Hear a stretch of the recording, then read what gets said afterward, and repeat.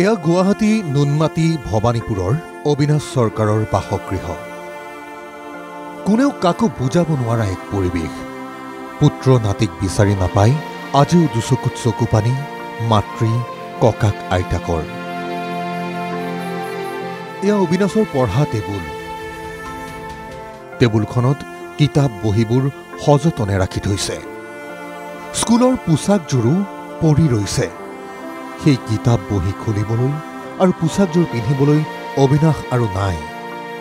পঢ়াটো অত্যন্ত মেধাৱী আছিল অবিনাশ।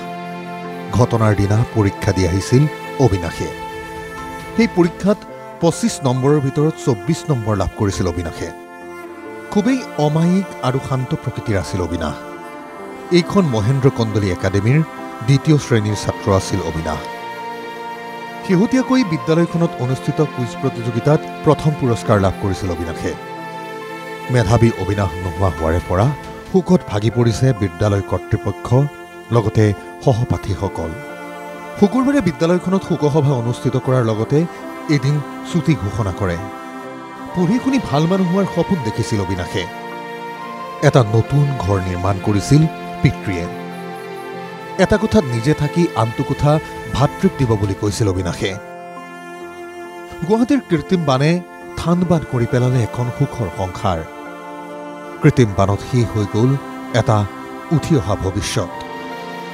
কিন্তু আৰু কিমান অবিনাশে এনেদৰে মৃত্যুক আঁকোৱালি ল'ব লাগিব কৃত্ৰিম বানৰ বাবে? চৰকাৰ প্ৰশাসনৰ দায়িত্ব জ্ঞানহীন কাণ্ডৰ বাবে কলিতে মৰহি গ'ল এটা ভৱিষ্যত।